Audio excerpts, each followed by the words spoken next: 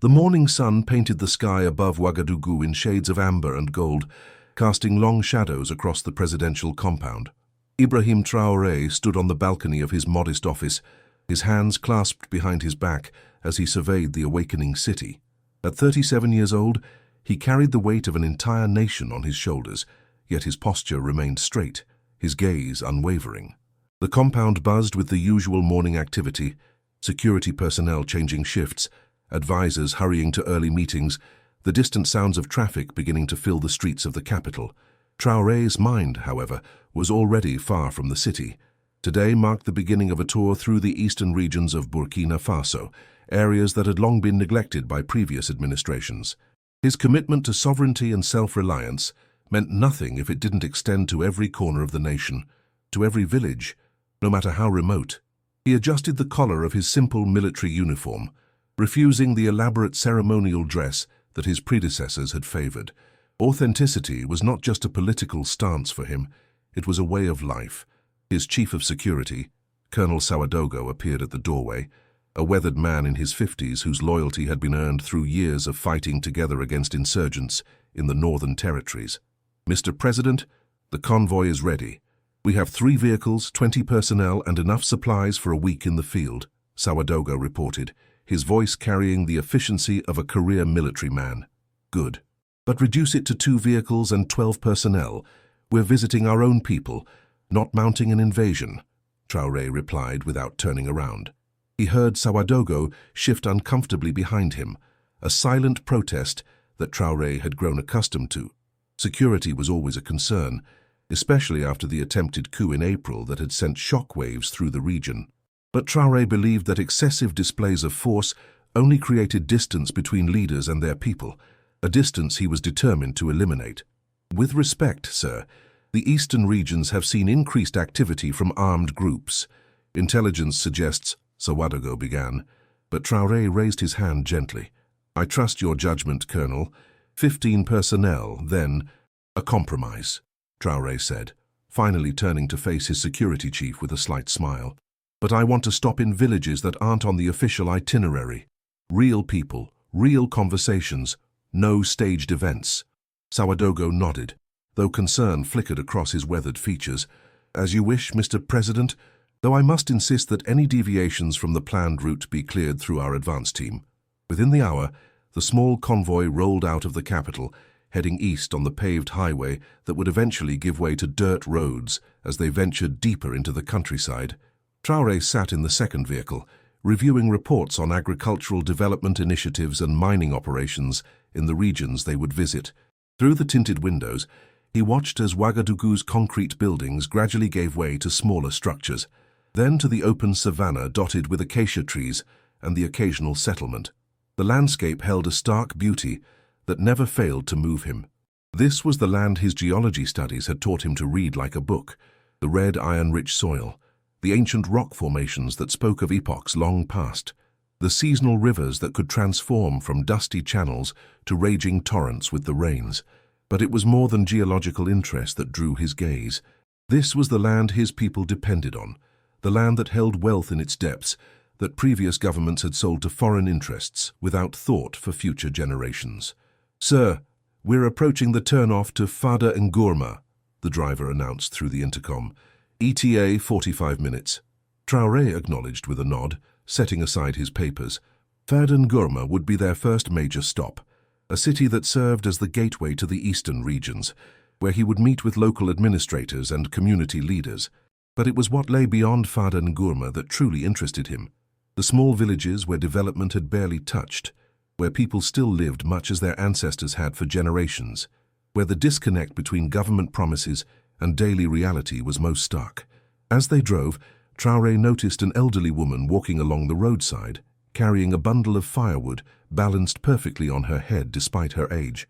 He thought of his own grandmother, who had raised him in Bondokouy after his parents' death, who had taught him that true strength came not from power over others but from service to community. It was a lesson that had shaped everything he'd become, from his decision to join the military to his current position as president. The woman raised her hand in a simple wave as the convoy passed, and Traoré found himself wishing he could stop, to ask about her life, her needs, her dreams for her grandchildren, but the schedule pressed forward, and such moments of connection would have to wait for the smaller villages ahead. Chapter 2. Fadan Gurma sprawled before them as they crested a gentle rise, a city of contrasts where modern buildings stood alongside traditional Sudano-Sahelian architecture, where motorcycles weaved between donkey carts in the dusty streets. The convoy slowed as they entered the city limits, drawing curious stares from residents going about their daily business. Children ran alongside the vehicles for a few meters, laughing and waving, their joy untainted by the political complexities that consumed so much of adult life. The regional administrative building stood in the center of town, a two-story structure that had seen better days, its paint faded by years of harsh sun and Hamatan winds. A small crowd had gathered, local officials, community leaders, a few journalists from regional papers. Traoré stepped from the vehicle, immediately feeling the dry heat that characterized the eastern regions, more intense than in Ouagadougou despite the early hour. "Mr. President, welcome to Fadan Gurma," the regional governor greeted him, a portly man named Ouedraogo, who had been in his position for less than 6 months. They shook hands warmly, though Traoré noticed the nervousness in the governor's grip, the way his eyes darted to Colonel Sawadago and the security detail. "Thank you, Governor. I'm eager to hear directly from the people about the challenges they face and the progress we've made together," Traoré responded, his voice carrying clearly despite the modest volume. He had learned early in his presidency that people listened more carefully to words spoken with conviction than to those merely shouted. The formal meeting lasted 2 hours, conducted in a stuffy conference room where ceiling fans fought a losing battle against the heat. Local administrators presented reports on agricultural output, the state of schools and health clinics, ongoing efforts to improve water access in rural villages. The statistics told one story: modest improvements in some areas, persistent challenges in others. But Traoré had learned to read between the numbers, to hear what was left unsaid in the careful phrasing of official reports. "And what of the Eastern Corridor Development Project?" Traoré asked, referring to an infrastructure initiative that had been promised funding for over a year. "The reports show only 30% completion, yet we're nearly 8 months into the timeline." Governor Ouedraogo shifted in his seat, exchanging glances with his chief of public works. "Mr. President, we've encountered some delays. The rains came late last year, which set back road construction, and there have been difficulties with some of the contractors." "Difficulties?" Traoré leaned forward slightly, his dark eyes focused intently on the governor. "Please, speak plainly. If there are problems, I need to understand them completely to help find solutions." "Some of the contractors have requested additional payments beyond the contracted amounts. They claim unexpected costs, geological challenges that weren't in the initial surveys," the chief of public works explained, pulling out a thick folder of documentation. "We've been caught between wanting to complete the projects and ensuring responsible use of government funds." Traoré spent the next hour diving into the details, asking pointed questions that revealed his technical background.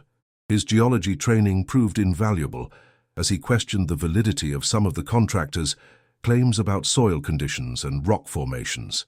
By the end of the discussion, it was clear that corruption, not geology, was the primary obstacle to progress. A familiar story that made Traoré's jaw tighten with frustration. "We will renegotiate these contracts," he finally declared. "And if any contractor is found to be defrauding the government, they will face consequences. The people of this region deserve roads, schools, and clinics built with their resources, not lined into someone's foreign bank account. This is exactly why we've taken control of our mining operations, so that Burkinabe wealth serves Burkinabe people." After the formal meeting, Traoré insisted on walking through the city's main market, despite protests from his security detail about inadequate preparation time. The market was a sensory explosion, the smell of grilled meat mixing with spices and fresh produce, vendors calling out their wares in Mooré and French, the brilliant colors of traditional fabrics hanging from makeshift stalls.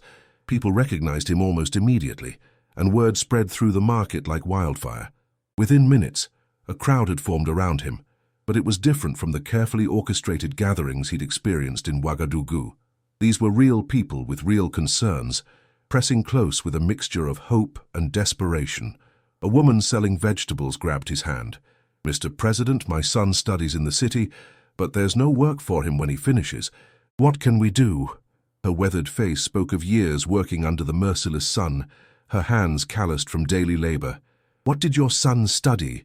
Traoré asked, not pulling away from her grip, despite Colonel Sawadogo's obvious discomfort with the crowd's proximity. Information technology.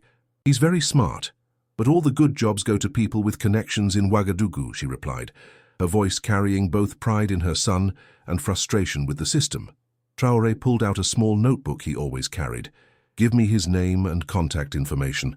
I can't promise miracles, but we're working to create opportunities in every region, not just the capital. Our new technology initiatives will need skilled people like your son. Chapter 3. As the sun began its descent toward the horizon, painting the sky in spectacular shades of orange and purple, Traoré's convoy prepared to depart Fada Ngourma. The plan was to head north to a cluster of villages, where a new well system had been installed, part of the government's water access initiative. Colonel Sawadogo had the route mapped out precisely, 40 kilometers on the main road, then another 15 on improved dirt roads to reach the villages. But as they loaded into the vehicles, an elderly man approached the convoy with surprising speed for someone who appeared to be in his 80s. His traditional bubu was faded but clean, and he carried a staff carved with intricate patterns that Traoré recognized as symbols from the Mossi tradition. 2 security personnel moved to intercept him, but Traoré held up his hand. "Let him approach," he ordered, stepping away from the vehicle to meet the old man halfway.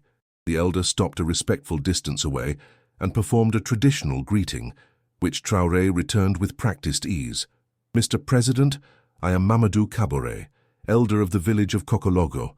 I have waited all day for a moment of your time," he said in accented French, his voice surprisingly strong despite his age. "You honor me with your patience, elder. Please, speak. What brings you such a distance?" Traoré asked, genuinely curious. Kokologo wasn't on his itinerary, but he'd heard the name before, a small settlement somewhere in the Eastern Territories. The old man's eyes, clouded slightly with age but still sharp with intelligence, studied Traoré carefully. "They say you are different from the others who have sat in the presidential chair. They say you listen to the land as well as to men. Is this true?" "I try to listen to truth wherever I find it," Traoré replied carefully, intrigued by the unusual phrasing. "The land has much to teach those willing to learn." Mamadou nodded slowly, seeming to come to some internal decision. "There is a road, Mr. President, an old road that runs from the edge of Fada Ngourma toward the rising sun. The young people with their computers and satellite pictures say it does not exist.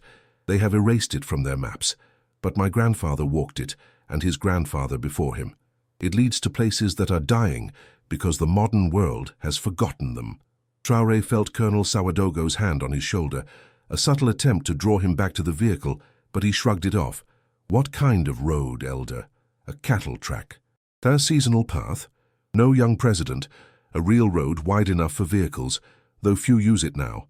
It was built long ago, before the French came, maintained by the villages it connects. But something strange happened over the years. The government maps stopped showing it. GPS devices claim it leads nowhere. Even some of the young people from the villages along it have begun to believe it doesn't exist." The elder's voice carried a note of sadness. "When people forget a road exists, the places it connects begin to die too." Traoré glanced at Colonel Sawadogo, who was already pulling out a digital map on his tablet. "Sir, there's no road heading east from here beyond the main highway and the village access routes we've already mapped. This area," he zoomed in on the screen, "is listed as undeveloped savanna, unsuitable for settlement due to poor soil and limited water resources. Yet I'm telling you it exists," Mamadou insisted with quiet dignity. "And I'm asking you, as a president who claims to serve all Burkinabe people, to see for yourself. Take the road, visit the villages it connects, then decide if it should remain forgotten by official maps." Traoré looked at the sky, calculating the remaining daylight. The planned route would take them to comfortable, if basic, accommodations in a regional center. This mysterious road offered uncertainty, potential security risks, and deviation from carefully laid plans. Every logical part of his mind, every protocol of his office, screamed that he should politely decline, make a note for future investigation, and proceed with the schedule. But there was something in the old man's eyes, something in the way he spoke of forgotten places and dying villages that resonated with everything Traoré believed about leadership. How could he claim to serve all the people if he only travelled roads that appeared on official maps? How could he rebuild national sovereignty if he relied solely on systems created by colonial administrators and perpetuated by disconnected bureaucrats? "Show me where this road begins," Traoré said finally, ignoring the sharp intake of breath from Colonel Sawadogo. "Mr. President, I must strongly advise against this," Sawadogo protested. "We have no intelligence on this area, no advanced security, no communications infrastructure. If something happens, you and your capable team will handle it." "As you always do," Traoré interrupted firmly but not unkindly. "Colonel, I didn't take this office to sit in air-conditioned rooms and read sanitized reports. If there are Burkinabe people living in places our government has forgotten, then it's my duty to remember them. We'll take reasonable precautions, but we're going." Chapter 4. The convoy followed Mamadou's directions to the eastern edge of Fadan Gourma, where the last paved streets gave way to packed earth and scattered compounds. The elder rode in Traoré's vehicle, his weathered hands gesturing occasionally as he provided navigation. They passed through a neighborhood of modest homes where children played in dusty yards and women prepared evening meals over charcoal fires, the smoke rising in thin columns into the darkening sky. "There," Mamadou pointed to what appeared to be little more than a gap between two acacia trees. "So that is where the road begins." Traoré leaned forward, peering through the windshield. What the elder called a road looked more like a walking path, barely wide enough for a single vehicle, hemmed in by scrubby vegetation and scattered rocks. But as his geology-trained eyes studied the terrain more carefully, he began to notice subtle signs. The way the ground had been graded long ago, now partially obscured by erosion and regrowth. The remnants of stone markers every 100 meters or so, most toppled or buried but still visible to someone who knew to look for them. "This was engineered," he murmured, more to himself than to anyone else. "And look at the elevation changes, the drainage patterns. Someone with significant knowledge of the terrain designed this route." Colonel Sawadogo ordered the lead vehicle to stop, and he stepped out to examine the path more closely, his professional paranoia evident in every movement. After a tense 5 minutes of surveying the area, checking sightlines and potential hazards, he returned to Traoré's vehicle with deep reluctance written across his features. "It's passable, sir, but barely. The lead vehicle can scout ahead, but I'm ordering reduced speed and full tactical awareness. And Mr. President, if I determine at any point that the risk is unacceptable, I'm invoking my authority to turn us around." "Agreed, agreed," Traoré nodded, understanding that Sawadogo was already compromising more than he was comfortable with. "But give this road a fair chance, Colonel. I have a feeling it has stories to tell us." The convoy began moving slowly down the mysterious road, headlights cutting through the gathering dusk. Mamadou sat quietly, his eyes fixed ahead, occasionally offering guidance at junctions where other paths intersected. The landscape around them was classic eastern Burkina Faso terrain, gently rolling savanna dotted with baobab trees, their enormous trunks glowing pale in the vehicle's lights, termite mounds rising like small monuments to insect industriousness, the distant cry of a jackal marking its territory. After 20 minutes of careful driving, they emerged from a grove of trees into a clearing, and Traoré saw the first village. It was small, perhaps 30 compounds arranged in the traditional circular pattern, with a larger central structure that was likely the chief's residence or community meeting place. But what struck him immediately was how different it looked from other rural villages he'd visited. The structures were maintained but clearly ancient, built in a style he recognized from his studies of pre-colonial architecture.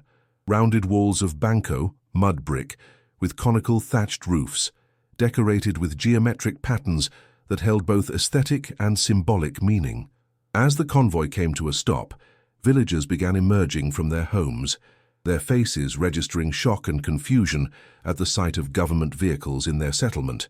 Children clung to their mothers' colorful skirts, while older men moved protectively toward the newcomers, traditional farming implements in hand, more from habit than threat. Mamadou stepped out of the vehicle first, calling out greetings in Mouret and identifying himself. The tension immediately lessened as the villagers recognized the elder from Kokologo. Traoré emerged next, and a wave of recognition rippled through the crowd. Even here, in this place allegedly erased from maps, people knew his face from the few battery-powered radios and the occasional smartphone that had made its way to the village. "Is it truly him?" a young man whispered loudly enough to be overheard. "Is it really President Traoré?" An elderly woman stepped forward, the village chief, Traoré realized, noting the traditional symbols of authority she wore and the deference others showed her. "Mr. President," she said in careful French, her voice carrying both welcome and wariness, "we are honored by your presence, though we wonder what brings you to Tondema. It has been many years since anyone from the government has traveled this road." "How many years, Chief?" Traoré asked, approaching with the respectful posture his grandmother had taught him to show elders. Chapter 5. "I am Chief Zalissa Ouedraogo," the woman replied, her weathered face breaking into a slight smile at Traoré's show of respect. "And it has been 23 years since the last government official came to Tondema. He promised us a school and left us only words. Since then, we have learned that government promises travel poorly on roads that do not appear on maps." The words struck Traoré with the force of a physical blow. 23 years, almost his entire adult life. While he had been studying geology in Ouagadougou, joining the military, fighting insurgents in the north and eventually rising to the presidency, the people of Tondema had been living in isolation, forgotten by the very government meant to serve them. "Chief Zalissa, I apologize on behalf of every administration that has failed to see you, to remember you, to serve you," Traoré said with genuine emotion. "I cannot undo 23 years of neglect in one evening, but I can promise you that it ends now. Will you allow us to stay the night in your village? I want to understand your lives, your challenges, your needs." The chief studied him for a long moment, her intelligent eyes seeming to peer past the uniform and title to the man beneath. Finally, she nodded. "You may stay. But know this, young president, we have survived this long because we rely on ourselves and each other, not on government promises. If you wish to understand us, you must do more than ask questions. You must listen to answers you may not want to hear." "I wouldn't have it any other way," Traoré assured her. Colonel Ouedraogo was less enthusiastic about the arrangement, pulling Traoré aside as the villagers began preparing accommodations. "Sir, we have no secure perimeter, no communications beyond our vehicle radios, limited supplies, and unknown potential threats in the area. I strongly recommend we return to Fardengorma, gather proper resources, and return tomorrow with appropriate support. And give Chief Zalissa more reason to believe that government officials only make promises they don't keep." Traoré shook his head. "No, Colonel. We stay. Post watches if you must. Maintain radio contact with base, but we stay. These people deserve to know that someone in their government finally sees them." As night fell completely, the village transformed into a scene from another era. Fires were lit in the central area, casting dancing shadows on the ancient walls of the compounds. Women brought out food. Tow, the traditional millet-based staple, served with a rich peanut sauce and small portions of grilled goat meat that Traoré suspected represented a significant sacrifice for the village. Children who had been shy at first now approached boldly, fascinated by the vehicles, the uniforms, the mysterious equipment the security team carried. Traoré sat with Chief Zalissa and the village elders around the largest fire, while Colonel Ouedraogo and his team maintained a vigilant perimeter, their modern weapons and night vision equipment starkly contrasting with the timeless scene at the fire. The elders spoke of their village's history, how it had been established over 200 years ago by farmers seeking fertile land along a seasonal river, how it had once been prosperous and connected to regional trade routes, how the colonial period had disrupted traditional patterns but not destroyed them. And then came independence. An old man named Soumaila continued the story. "We celebrated like everyone else. We believed the promises that Burkinabe people would now control Burkinabe destiny. But the new government was in Ouagadougou, and Ouagadougou looked to the west, to Europe, to America. The roads they built went to mines and resources they could sell, roads like ours, roads that connected villages and allowed trade between our own people. These were forgotten. Why didn't you petition the government? Demand recognition?" Traoré asked, genuinely curious about how such complete administrative abandonment could occur. Chief Zalissa laughed, but it was a sound without joy. "Oh, we tried, Mr. President. Letters were written, delegations sent to regional offices, but we were told we didn't exist, not officially. The colonial administrators had never registered our village, perhaps because we paid our taxes in goods rather than money, perhaps because we were too far from their centers of interest. And after independence, the bureaucrats simply continued using the colonial records. If you weren't in the French maps, you weren't in the new maps either. The irony was almost too bitter to contemplate. A nation that had fought for independence from France had perpetuated the very systems of documentation and recognition that the colonizers had created, effectively erasing communities that those systems had never bothered to acknowledge in the first place. Chapter 6. The night deepened, and with it came stories. The elders spoke not with bitterness, but with the matter-of-fact acceptance of people who had learned to survive despite systemic neglect.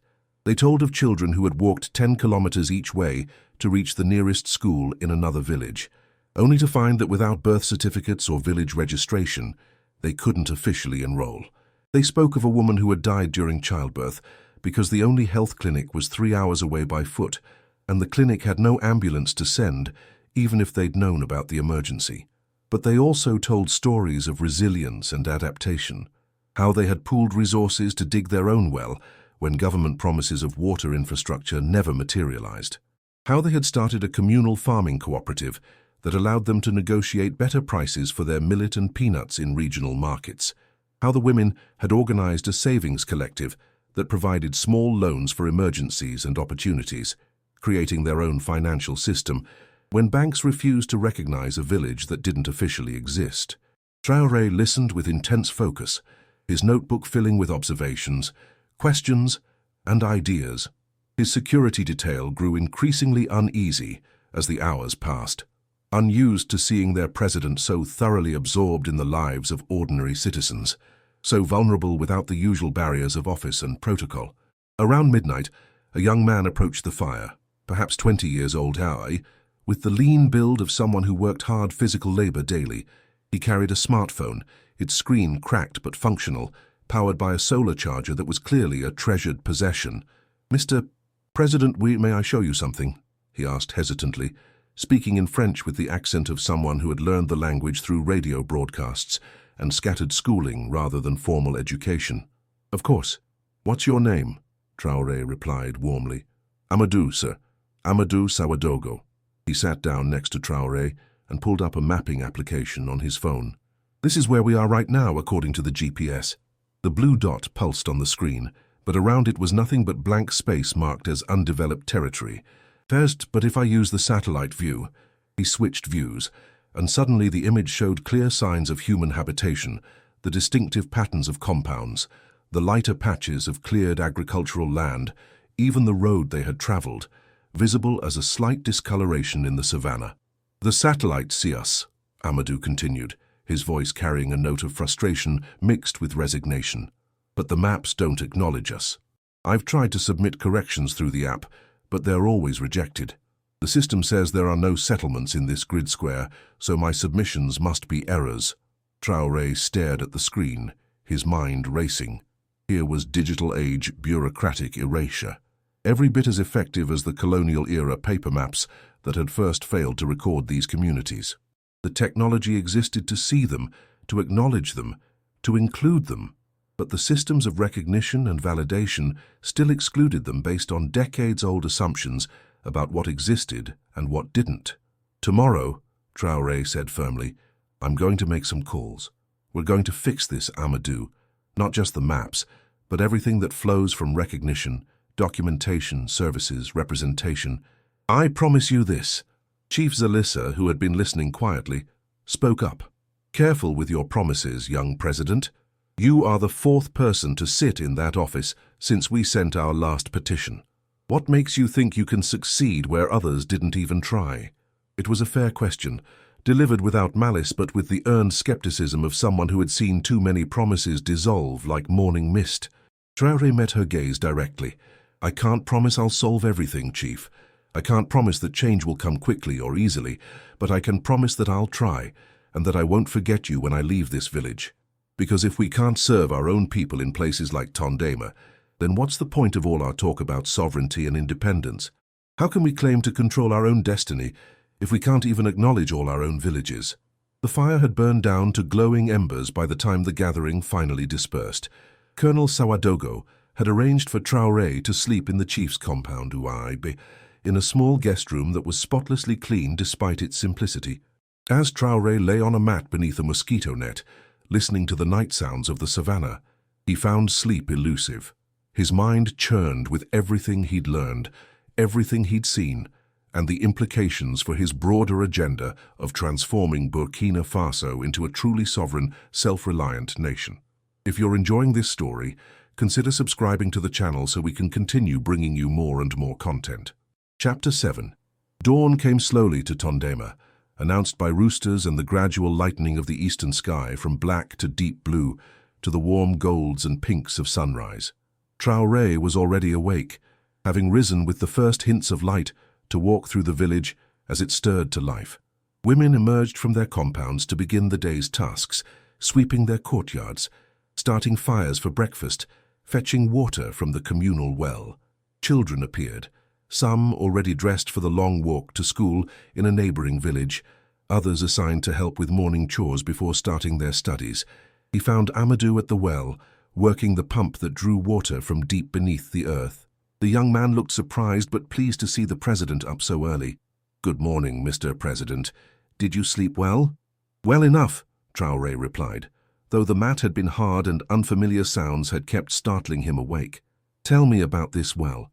The chief mentioned you dug it yourselves." Amadou's face lit up with pride. "Yes, sir. About 5 years ago. We pooled our resources, watched instructional videos on YouTube when we could get internet signal, and dug down 20 meters until we hit reliable water. It's not perfect. We have to boil the water still, but it's better than walking 3 kilometers to the old well that often ran dry." "You taught yourself well digging from YouTube?" Traoré couldn't keep the amazement from his voice. "Not just well digging. Crop rotation techniques, building solar chargers, basic medical care. The internet can be a good teacher if you're motivated enough to learn." Amadou paused in his pumping, looking directly at Traoré. "That's the thing that makes our situation so strange. Mr. President, we're not cut off from the modern world. We listen to radio, some of us have phones, a few even follow news online when we can get signal. We know what the government is doing, what's happening in Ouagadougou, the debates about mining and sovereignty. We're not ignorant, we're just invisible." The distinction was profound, and it highlighted a gap in Traoré's understanding of rural isolation. He had assumed that forgotten villages would be disconnected from national conversations, living in a kind of timeless bubble separated from contemporary issues. But Amadou and his community were fully aware of the world beyond their unmapped roads. They simply weren't recognized as part of it. Breakfast was a communal affair, with villagers sharing simple but nourishing food, millet porridge sweetened with local honey, groundnuts, and fruit from a small grove of mango trees that Chief Zalissa explained had been planted by her grandmother. As they ate, Traoré asked about the village's economy, their sources of income, their challenges in selling their agricultural products. "We produce good millet and peanuts," explained Soumaïla, the elder who had spoken so eloquently the night before. "But we can't get fair prices because we have to sell through intermediaries. Without official recognition, we can't form registered cooperatives that could negotiate better contracts or access agricultural support programs. We're trapped in an informal economy that works against us." It was a pattern Traoré had seen elsewhere, but had never understood so clearly. The lack of official recognition didn't just mean absent services. It meant systemic exclusion from opportunities that could have allowed these communities to lift themselves up. Every program his government was implementing to support farmers, to develop rural economies, to extend education and healthcare, all of it was predicated on villages and individuals that existed in official records. After breakfast, Chief Zalissa approached with an unexpected request. "Mr. President, there are 7 more villages along this road before it rejoins the main highway near Diapaga. If you're serious about understanding and helping us, you should visit them all. Each has its own story, its own challenges, and the road itself. It would be good for you to see where it leads." Colonel Sawadogo, who had been in radio contact with headquarters throughout the night, looked ready to object, but Traoré cut him off with a raised hand. "How far to Diapaga by this road?" "About 60 kilometers, the chief replied. "It will take most of the day with stops at each village." But you'll emerge near Diapaga by evening, back on roads that your maps acknowledge. There was a hint of irony in her voice at that last phrase. Then that's our route, Traoré decided. Colonel, inform base that we're continuing east along this road. We'll check in at each village and reach Diapaga by nightfall. The journey resumed mid-morning, with Mamadou continuing as their guide and Chief Zalissa insisting on accompanying them to introduce Traoré to the other village chiefs. The road, still absent from all official maps, continued its eastward track through the savannah, sometimes clear and obvious, other times nearly obscured by vegetation and erosion, but always present if you knew how to read the land. Chapter 8. The second village, Gulmande, appeared after an hour of driving. It was larger than Tondema, with perhaps 50 compounds arranged around a central plaza where a massive baobab tree provided shade. Here, the chief was a man in his 60s named Boubacar, who greeted Traoré's arrival with stoic dignity but obvious skepticism. After the initial formalities, he spoke with brutal honesty. "You want to understand our lives, Mr. President? Come, let me show you our school." He led Traoré to a structure at the edge of the village, a single room built from mud bricks, with a roof made from millet stalks that had seen better days. Inside, nearly 60 children of varying ages sat crowded on the floor, as there were no desks or chairs. A young woman, barely out of her teens, stood at a makeshift blackboard trying to teach mathematics to students, ranging from what looked like 6 years old to teenagers. "This is Mariam, our teacher," Chief Boubacar introduced her. "She completed secondary school in Diapaga and returned here to teach because the government won't assign teachers to villages that don't officially exist. She has no training, no materials beyond what we can afford to buy in markets, and no salary beyond the food and shelter we provide her." Mariam looked embarrassed by the attention, but spoke up with quiet determination. "I do my best, Mr. President, but it's hard teaching 6th grade levels simultaneously with no books, no materials, nothing. Some of these children are brilliant. They could do great things with proper education. But I can only give them so much." Traoré spent an hour in that cramped, hot classroom, talking with the students, asking about their dreams and aspirations. A girl named Fatimata, perhaps 12 years old, told him she wanted to be a doctor, but knew it was impossible without proper schooling and official documentation. A boy named Ibrahim, named his mother later explained, after the president himself, demonstrated impressive mathematical ability despite having never seen a proper textbook. "How do you learn?" Traoré asked the boy, fascinated by his quick solutions to problems Mariam posed. "The radio, how mostly," Ibrahim explained. "There's an education program that broadcasts in the evenings. I listen and practice on my slate. And sometimes Amadou from Tondema comes and shows us educational videos on his phone when he visits." The informal knowledge networks these villages had created to compensate for official neglect were both inspiring and heartbreaking. People shouldn't have to work this hard to access basic education, especially in a country that claimed to value the development of all its citizens. The next village, Pitmoaga, was smaller still but notable for a different reason.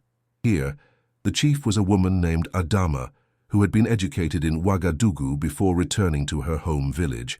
She showed Traoré something unexpected, a medical clinic, rudimentary but functional, staffed by a young man named Seydou, who had completed 2 years of nursing training before family obligations had brought him back to the village.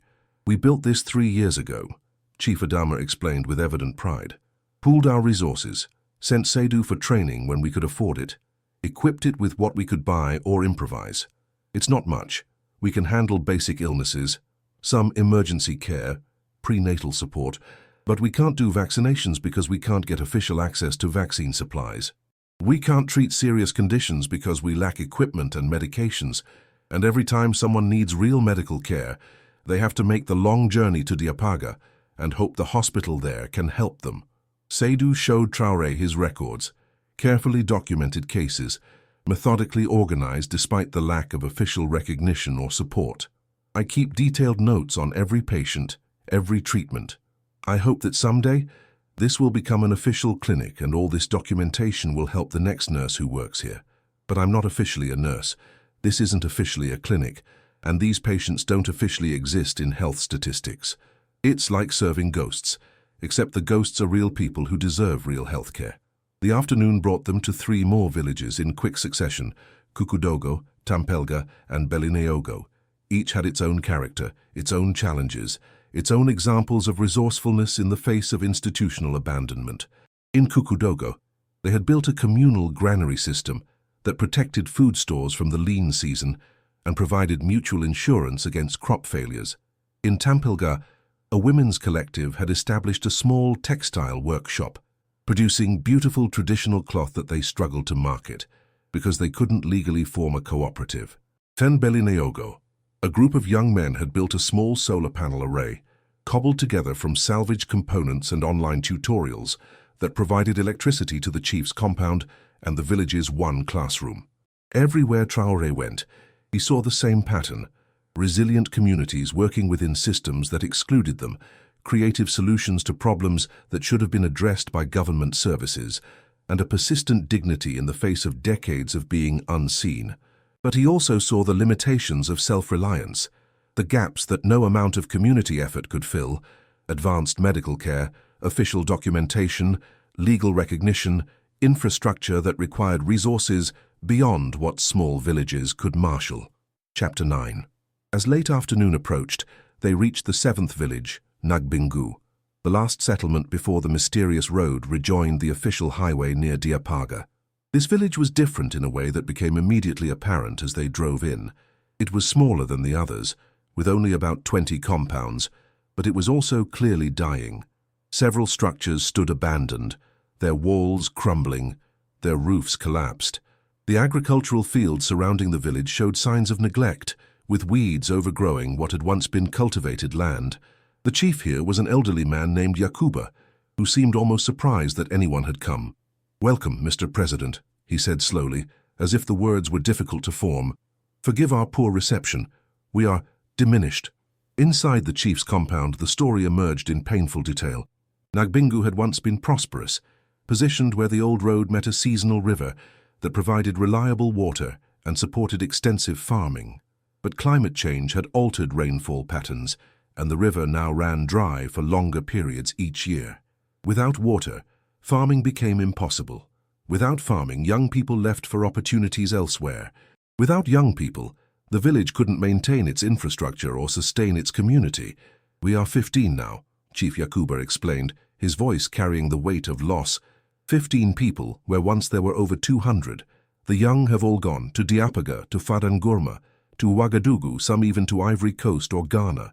We, the old ones, remain because this is our home, our ancestors' home. But when we die, Nagbingu will die with us. Traoré walked through the abandoned sections of the village with the chief, seeing the evidence of departed lives: a child's toy forgotten in a courtyard, a cooking pot left to rust, the remnants of a vegetable garden gone to seed. It was a ghost town in the making, a preview of what could happen to all the villages along this forgotten road if nothing changed. "What would it take to save Nagbingu?" Traoré asked. Though he suspected he already knew the answer would be complex, Chief Yakuba thought for a long moment. "Water. First. If we could drill a deep well like Tondema did, we might farm again. But we're too few and too old to do it ourselves, and we can't afford to pay contractors. Then recognition. If young people could come back and get official papers, start businesses, send their children to real schools, they might return. And hope. Mr. President, people need to believe that places like this have a future." As evening approached and the sky began its spectacular sunset display, Traoré gathered his team for a frank discussion. Colonel Sawadogo reported that they were making good time and would reach Diapaga before full darkness, where proper accommodations and communications had been arranged. But Traoré's mind was elsewhere, processing everything he'd seen and heard over the past 2 days. "Colonel, how many villages like these do you think exist in Burkina Faso? Places that fell through the cracks of colonial record-keeping and have been invisible to every government since?" he asked. Sawadogo exchanged glances with his deputy before answering carefully. "Unknown, sir. Could be dozens. Could be hundreds. Without systematic surveying and comparison of satellite data with official records, we have no way to know. It's never been a priority for previous administrations. It's a priority now," Traoré declared. "When we return to Ouagadougou, I want a task force established. We're going to find every settlement that exists physically, but not administratively. We're going to document them, recognize them, and extend services to them. This isn't just about equity, it's about the fundamental legitimacy of our government. How can we claim to serve the Burkinabe people if we don't even know where all of them live? The final stretch of the road emerged from the savannah onto the main highway just as twilight deepened into night. The transition was jarring, from the rough, unmarked track they'd traveled for 2 days to smooth asphalt, lit by occasional streetlights, from timeless rural isolation to the edge of modern infrastructure. As they drove the last 15 kilometers into Diapaga, Traoré felt the weight of 2 worlds pressing against each other. The official Burkina Faso of maps and documents and government programs, and the shadow Burkina Faso of forgotten roads and invisible villages. Chapter 10. Diapaga welcomed them with the organized efficiency of a regional center prepared for a presidential visit. The governor's residence had been readied. Local officials assembled for briefings. A schedule of meetings and inspections prepared for the following day. It was all very proper, very official, and after 2 days on the forgotten road, it felt almost surreal to Traoré. But before participating in any formal events, he insisted on a working session with his core team and the regional governor, a capable administrator named Ouattara, who had a reputation for getting things done. In the governor's conference room, Traoré spread out a large paper map of the region and drew a line in red marker showing the approximate route of the road they'd just traveled. "Governor Ouattara, have you heard of these villages?" He pointed to the locations where they'd stopped. Tondima, Gulmande, Pitmoaga, the others. Ouattara studied the map carefully, his expression growing increasingly puzzled. "I know of Tondima, Mr. President. It's mentioned in some very old administrative records, but I was told the village had been abandoned decades ago. As for the others," he shook his head, "I'm not familiar with those names. Are you certain they exist? Not only do they exist, they're home to several thousand Burkinabe citizens who pay taxes when they can, follow our laws, consider themselves part of this nation, and desperately need services we're failing to provide." Traoré replied, his voice firm but not accusatory. "The question isn't why you don't know about them, Governor. The question is why our entire system of governance has allowed communities to exist in institutional invisibility for generations." He spent the next 2 hours describing what he'd seen, augmented by photos and videos that his security team had documented. Ouattara's initial skepticism gave way to shock, then to professional concern as the implications became clear. If there were unmapped villages in his region, his administration was failing to serve them, failing to collect accurate data, failing to plan appropriately for development. "What do you need from me, Mr. President?" Ouattara finally asked, his voice carrying the weight of someone realizing the scope of a problem he hadn't known existed. "3 things immediately," Traoré counted them off.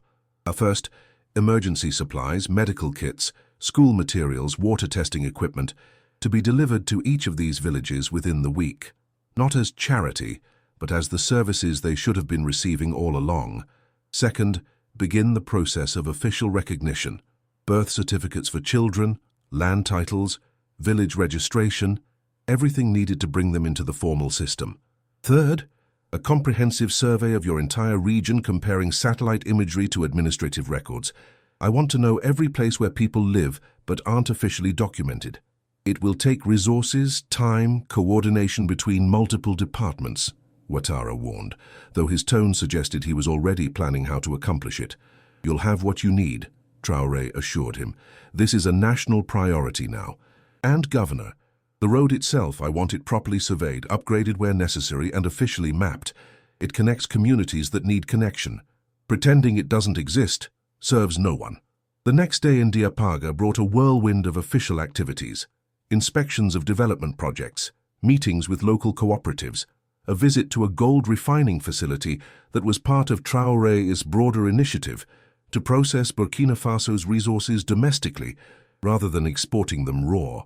But through it all, his mind kept returning to the villages on the unmapped road, to the people whose resilience deserved better than institutional abandonment. During a luncheon with regional business leaders, Traoré made an unexpected announcement. "I want to share something with you all. A journey I've just completed that has fundamentally changed my understanding of leadership and governance in Burkina Faso." He proceeded to tell them about the road, the villages, the people he'd met. The room fell silent as he spoke, his passion and conviction evident in every word. We talk about sovereignty, about independence from foreign influence, about building a Burkina Faso that serves Burkinabe interests. But what does any of that mean if we can't even acknowledge our own people in our own villages? How can we claim to be self-reliant if we rely on colonial-era maps to tell us where our communities are? He paused, letting his words sink in. The road I travel doesn't appear on modern maps, but it exists. The villages along it don't appear in government databases, but they exist. The people there don't have official papers, but they exist. And their existence demands our recognition, our service, our commitment to true sovereignty that starts at home. Chapter 11. The return journey to Ouagadougou took 2 days, following the official routes that Traoré had deviated from when he first accepted Mamadou's invitation to follow the forgotten road. But the capital that greeted him felt different somehow, seen through eyes that had witnessed the gap between official Burkina Faso and actual Burkina Faso. The government buildings, the paved streets, the infrastructure, all of it served as a reminder of how unevenly progress and recognition were distributed across the nation. His first act upon returning to the presidential compound was to call an emergency cabinet meeting. Ministers arrived expecting to discuss the Eastern Tour's official agenda, the mining operations, the agricultural projects, the regional development initiatives. Instead, they found themselves confronted with photographs of villages they'd never heard of, and a president demanding explanations for systemic failures in governance. How is it possible, Traoré asked the Minister of Territorial Administration, that we have communities within our borders that we don't officially recognize? How can we claim to govern a nation when we don't even know the full extent of that nation?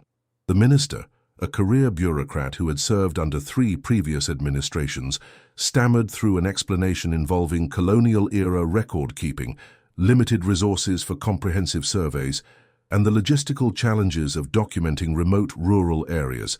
Traoré listened patiently, then cut through the excuses with characteristic directness. Those are explanations, not justifications. We're going to fix this, and we're going to start immediately. He outlined a comprehensive initiative, the National Recognition and Integration Project, he called it, that would systematically identify and document every settlement in Burkina Faso, regardless of size or location. Satellite imagery would be compared to administrative records. Teams would be deployed to conduct physical surveys.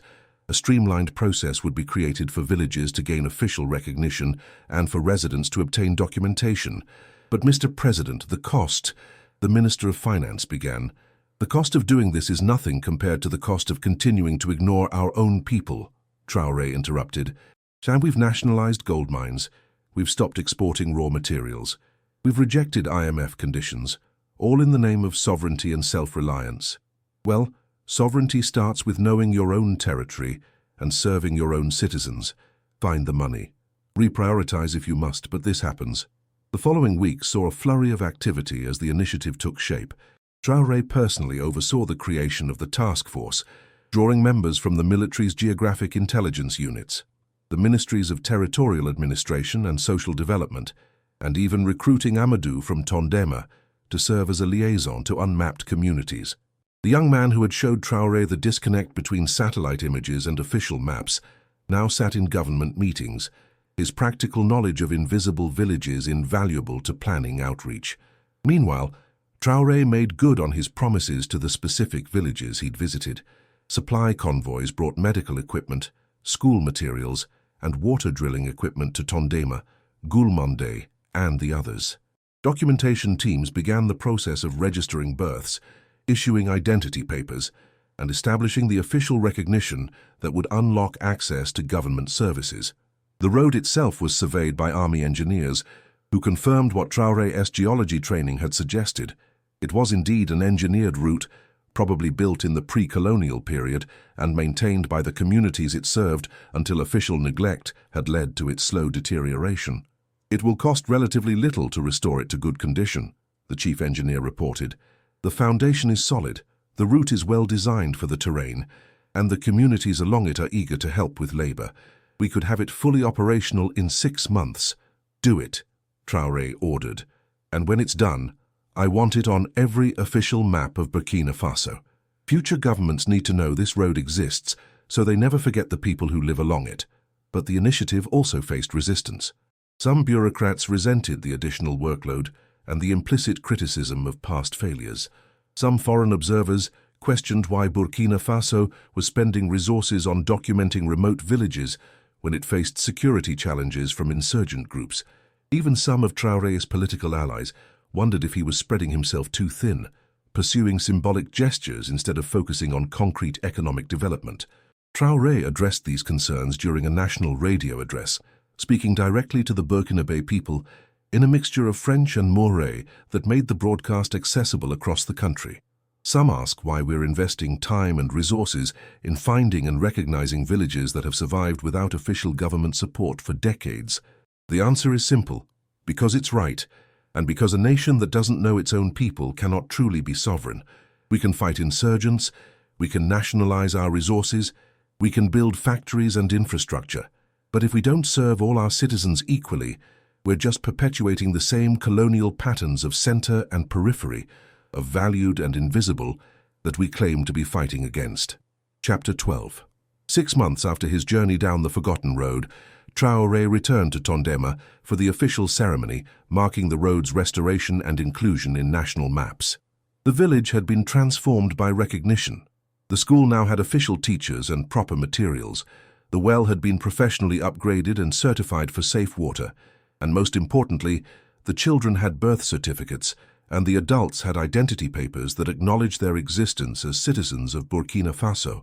Chief Zalissa greeted him warmly, but with the same directness she'd shown on his first visit. "You kept your promises, young president. I admit I doubted you would. Many of us did. But you've proven that perhaps this time, things can be different." The ceremony was attended by representatives from all 7 villages along the road, plus officials from Diapaga, Fadangourma, and Ouagadougou. Mamadou Kaboré, the elder who had first told Traoré about the road, was given a place of honor, his weathered face beaming with satisfaction at seeing his lifetime of advocacy finally bear fruit. "This road was never lost," Mamadou said during the ceremony, his voice carrying clearly in the afternoon air. "It was here all along, connecting communities, serving as a lifeline for people who refused to give up even when maps forgot them. What was lost was our government's willingness to see it, to acknowledge it, to serve the people who depended on it. Today, we restore not just a road, but a commitment, the commitment that Burkina Faso makes to all its people in every corner of our land, whether they appear on old colonial maps or not." Traoré spoke last, standing beneath the same baobab tree where he'd eaten his first meal in Tondema. "How this road, and the villages it connects, have taught me more about governance than any university course or military training ever could.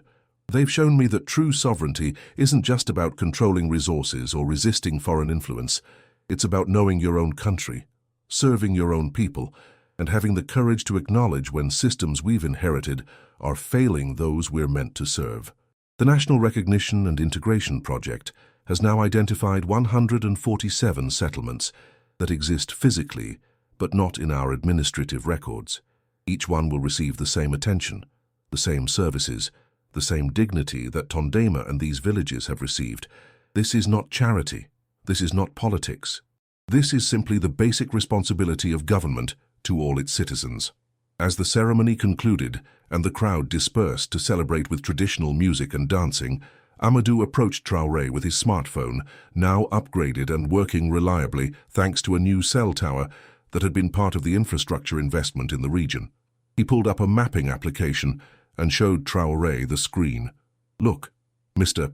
President," he said with barely contained excitement, "the road is on the maps now. Official maps, digital maps.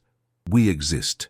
Traoré looked at the screen, seeing the thin red line that now connected Fadangourma to Diapaga through a series of named villages.